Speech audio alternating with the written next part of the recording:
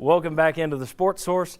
Between the segments, a lot more fun than actually during the segments. I'm telling you, someday we're going to release the DVD outtakes. This segment of our show brought to you by Southeast Termite and Pest Control. Servicing all of Knoxville and the surrounding counties, this family-owned business has been helping thousands of East Tennessee families and businesses fend off bugs and termites for many years.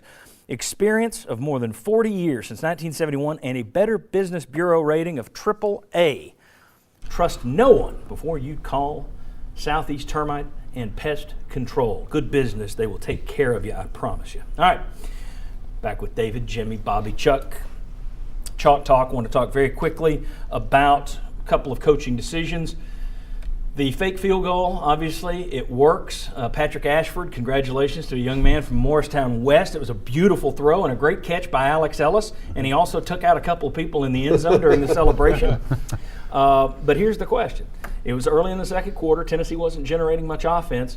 It worked, so that part's great. If it hadn't worked, would you still have liked the decision to roll the dice at that point? Yes.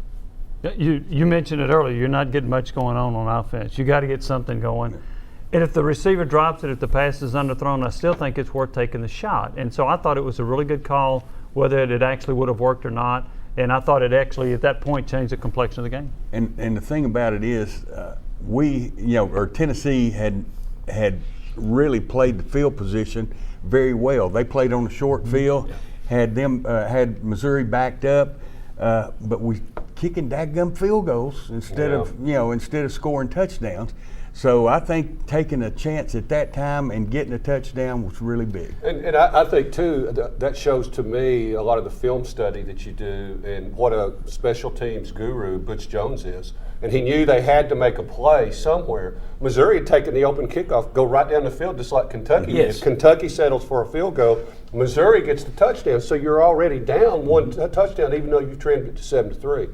So even if it hadn't have worked, I think it was going to be wide open. And he said he had that. They had that in their hopper. They could have gone to it the last couple of weeks, and they were waiting for somebody to put all 11 men up at the line of scrimmage. Missouri did. Boom, they called it. And the execution. So much. I mean, we talk about play selection. We talk about these decisions.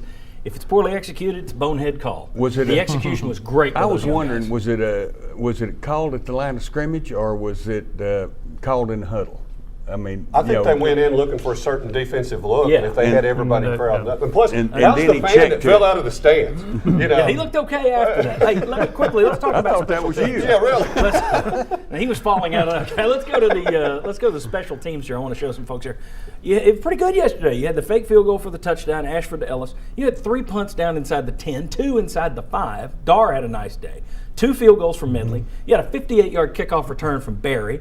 You recovered 2 onside kicks. The penalties hurt you, but the kicks were good. It was a nice day for special teams for Tennessee. You haven't seen a day that complete in the special teams all year long. Next question. Last couple of minutes, Tennessee trying to preserve timeouts. We talked about it. Josh Dobbs falls down. They don't get up and start running the next play very quickly, so Butch Jones has to burn one of his timeouts. Then, on the onside kick, he challenges, blows his next timeout. I think Kirk Herbstreit on ESPN was about to faint. Thoughts on the decision to challenge at that point?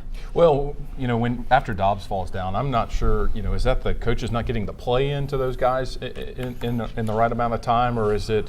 Jones looked awfully frustrated, like the play was there. Yeah, and they just that's what it looked like. Now, I've seen it where the play hasn't come in, but it did look like they just were, the players were taking too long. So that's on the players. The quarterback has to take charge at that time, saying, "Hey, get me a play," and if he's doing that, I mean, the coach has got to get him a play in there, and we don't have to use the timeout. And boy, how costly was the challenge on the onside kick, though? I mean, to me, that cannot be an emotional decision, and I think that's what it was. You need somebody from the press box or somebody telling you, Coach, we need to challenge this. And I don't think you had that. I think it was just, going from the side. Or we don't need to challenge this. Yeah, exactly. What do you think on the challenge? You probably let that go unless somebody in the booth is telling you to challenge. If somebody up there told you to challenge, then I think you do it, because even if Tennessee had the timeout and made Missouri punt it, I'm not sure Tennessee's going to go 80 yards and score anyway. But it eliminated your chance, your opportunity to win it. See, I wonder if Jones wasn't sitting there and said, all right, I got 2 options here. We've only got 2 timeouts. If we get the ball back, we're going to have to go 80 yards in X amount of seconds. We're within a foot here maybe on this replay. I wonder if he did a calculated deal there and said, our best chance is just to roll the dice here on this challenge and hope we get it. I think you're right. Yeah. I Now, think you that's can a part of debate what it whether or was. not that's the right way to do it. Well, if they rolled the Yeah. dice, they came up with snake eyes on that. They did. I had a bigger problem with the end of the half. Craps. Well, let's talk about the end of the first half. Yeah. I didn't because you hadn't moved the ball on. I didn't think you were going to pick anything up in less than 2 minutes. But Go you ahead. didn't try. That was my problem. You're not the only team to do that. And I disagree with the point where somebody says, well, you're going to get the ball at the start of the second half. I've never agreed with that theory. I want to score at the end of the half and get the ball back. There you go. So I didn't understand that. I didn't like that. Okay. I think there are You times. play on my team. I think there are times. I mean, I watched the Patriots last week. They go out there at the end of the first half. They take a knee because they bungled around in the first half. They said, "Let's just go in as is." Well, So was there a there's minute 40 situations- left when they did it? There's a little less than that, but still, I don't think with that offense you haven't moved it all night. I see where he was coming from, but I see your point as well. I just disagree with it. But on your show, you can go and say that I all will week long. disagree I've with only you. got an hour. I've only got an hour. You got 5 days. All right. I'll take advantage of it. Very good. When we come back, there was this thing this week, you might have heard of it, something with Little John, third down for what? You want to hear our take on the latest UT controversy. Come on back.